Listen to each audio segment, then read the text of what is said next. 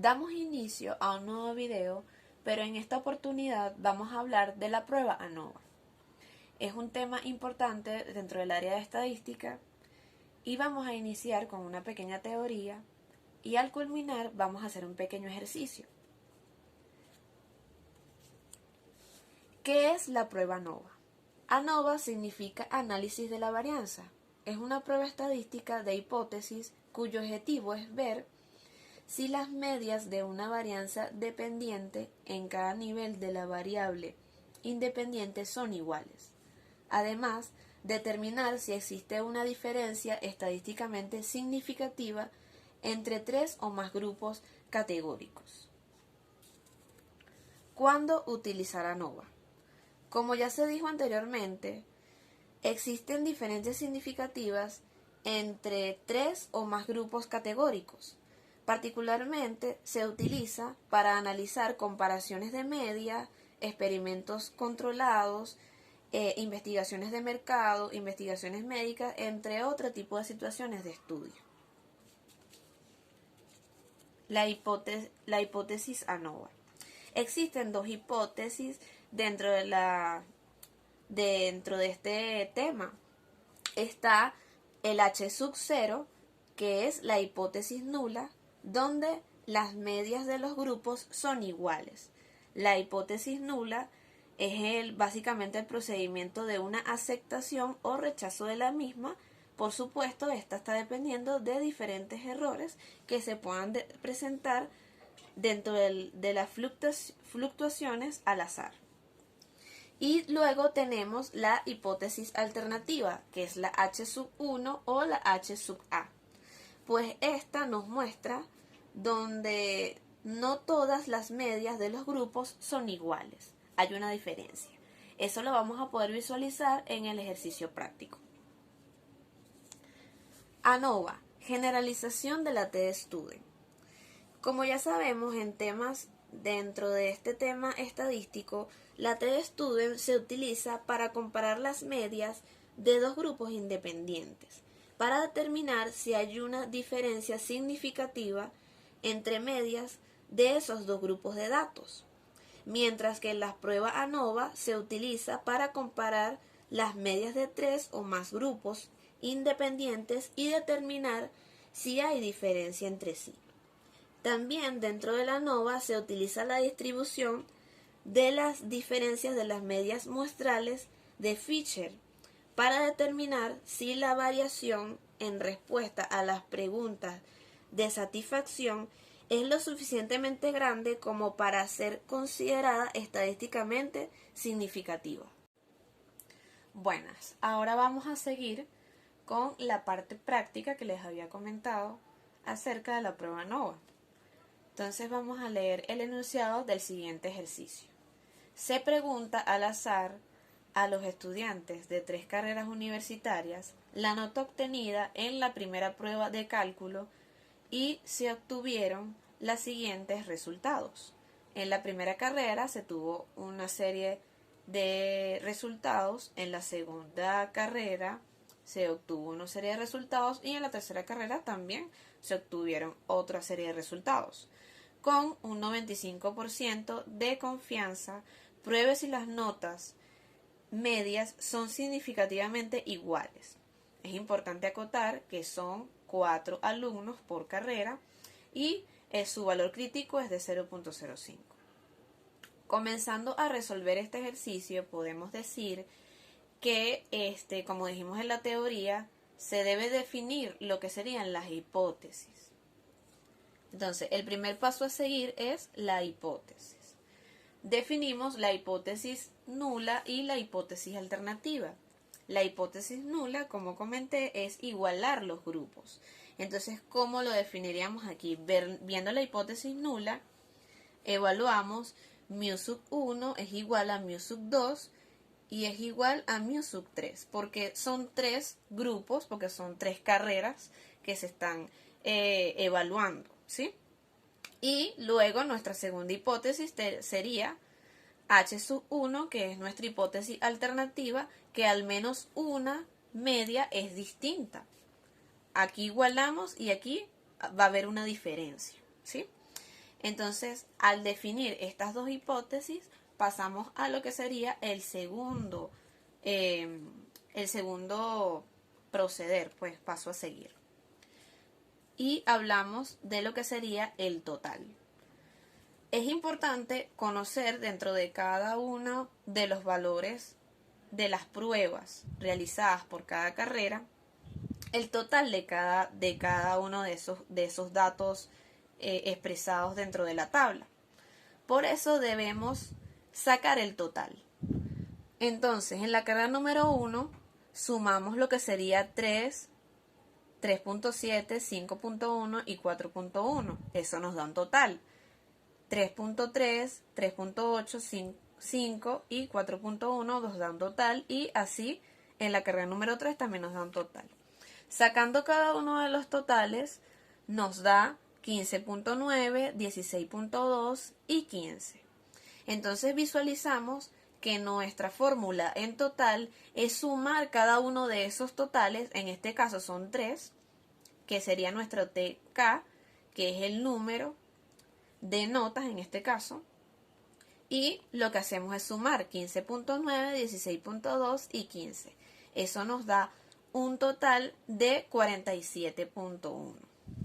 Entonces ya tenemos lo que sería el valor total. Ahora pasamos a el punto número 3, que hablamos lo que sería el factor de corrección. ¿Cómo sacamos el factor de corrección? Vemos acá la fórmula que nos dice que el valor total que nos acaba de dar lo multiplicamos, lo dividimos al cuadrado, podría decirse, y el mismo se divide por n. N es el número de datos. Entonces, ¿cuánto sería nuestro número de datos? En este caso, pues sería 12. ¿Por qué? Porque son 4 notas, ¿verdad? Y son 3 materias, entonces sería 3 por 4, 12. Entonces ese sería nuestro n. Entonces, al sustituir valores dentro del factor de corrección, vemos que t al cuadrado es 47.1 al cuadrado entre 12. Eso nos da un total de 141,8675. Ahora pasamos al punto número 4, donde vamos a hallar lo que sería la suma de los cuadrados totales, que se denota como SCT. Cuando vemos esta fórmula, nos dice básicamente que debemos cada dato elevarlo al cuadrado, cada dato de la sumatoria total. Entonces, esos valores que nos dan, ¿qué es lo que vamos a hacer dentro de la tabla que nos dio el ejercicio? Pues lo que vamos a hacer es elevar al cuadrado cada una de las notas de cada carrera. Al elevarla al cuadrado me da un total, y ese total lo sumo y me da 188,93. O sea, 3.3 al cuadrado, 3.8 al cuadrado, 5 al cuadrado, 4.1 al cuadrado, y eso me da 67,14. Y por supuesto esos totales los sumo y me da 188,93, porque eso me lo exige la fórmula, y ese resultado, al tenerlo, lo resto con el factor de corrección, que ya lo evaluamos en el paso número 3, que nos dio este valor. Entonces lo que hacemos es restar el total al cuadrado de cada uno de las notas, ¿verdad? Que nos dio 188,93, y lo restamos con el factor de corrección, que nos dio 184,8675. Entonces la sumatoria de cuadrados totales nos da 4,0625. Entonces ya al tener ese valor, pasamos a lo que sería el punto número 5. Ok, ahora pasamos al punto número 5, como les comenté. Pasamos a la suma de los cuadrados de los tratamientos. La fórmula nos indica que debemos sacar cada total se divide al cuadrado y se multiplica al cuadrado y se divide el número de las veces que se hizo el tratamiento. O sea, ¿qué vamos a hacer acá? Pues lo que vamos a hacer es que cada valor, cada total que nos dio la carrera por individual, lo vamos a elevar al cuadrado y lo dividimos por n, pero n individualmente. Entonces, como son cuatro notas, lo dividimos entre 4. Y el mismo lo sumamos, pero como la fórmula nos indica, tenemos que restarlo nuevamente con el factor de corrección que nos dio, que ya lo evaluamos en el paso número 3. Entonces, lo que hacemos es cada total elevarlo al cuadrado entre 4 y le restamos el factor de corrección. Entonces, el total de la suma de los cuadros de los tratamientos nos da 0,195. Entonces, ahora pasamos a el paso número 6. La suma de los cuadrados del error. Se denota con SCE. Entonces, básicamente, esto es restar lo que sería la suma de cuadrados totales y la suma de cuadrado de tratamiento. Que esos dos resultados ya lo tenemos, lo que hacemos es restarlo y eso nos da un total de 3.86,75. Al tener todos esos datos evaluados, pues ahora vamos a lo que sería la construcción de nuestra tabla NOVA. ¿Cómo va a ser constituida? Aquí la tenemos. Primero debemos definir la fuente de variación, que están los tratamientos ya evaluados y los errores. Y luego pasamos a los grados de libertad, la suma de cuadrados, los cuadrados medios y la razón F. ¿Por qué buscamos la razón F? Porque como lo dijimos en la teoría, vamos a buscar la tabla de distribución F. Porque la prueba F es la tabla Fisher, la cual nos va a decir los grados de libertad que tiene el ejercicio que estamos resolviendo. Entonces, tenemos en los tratamientos. ¿Cómo defino los grados de libertad? Pues tenemos K menos 1. Pero ¿quién es mi K? K son los tratamientos que se aplican. En este caso, ¿cuántos tratamientos se aplicaron? Son 3, porque son 3 carreras, la cual yo estoy asumiendo. Entonces, 3 menos 1 me da un total de 2, ¿verdad? Y en la parte del error, ¿cuáles serían mis grados de libertad? La fórmula nos dice que es n menos k. Entonces, n, ¿cuál es? N es nuestro número de datos. Ya evaluamos que los números de datos totales de todos estos datos son 12, porque dividimos 3 por 4. Entonces, 12 menos 3, porque ya evaluamos que K son las 3 carreras. Entonces, 12 menos 3 nos da 9. Entonces, ya allí tenemos el valor de los grados de libertad.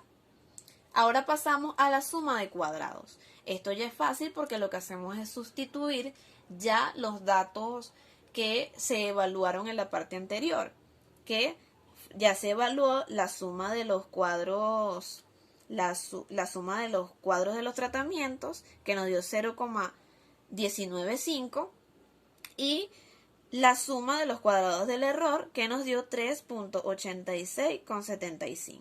Lo que hacemos es sustituir ya esos valores evaluados y ahora pasamos a los cuadrados medios. Cuando hablamos de los cuadrados medios, se define a que cada cuadrado que ya evaluamos lo dividimos entre n. ¿Qué quiere decir? Pero no sé, entre los grados de libertad, disculpen. Los grados de libertad, en este caso el tratamiento fue 2, entonces dividimos la suma de cuadrados entre 2. Eso nos da 0.0975. Y en el caso del error, como nos dio este valor, ese lo dividimos entre el grado de libertad, pero del error, que fue 9. Entonces, al hacer la división, nos dio 0,4297. Entonces, al culminar estos datos, pues sacamos y calculamos lo que sería la razón F. Y nada más hacemos la división entre estos dos valores, los cuadrados medios, lo dividimos y nos da el cálculo de f, que sería 0,2269. Al tener este dato es importante porque nos va a permitir buscar en la tabla esos valores de grados de libertad y ver si se rechaza o se acepta la hipótesis nula. Muy bien. Ahora visualizamos en la tabla de distribución de Fisher. Aquí la vemos que la estoy buscando. Y visualizamos nuestro grado de libertad. Aquí vemos que nuestro grado de libertad nos dio 2 y 9.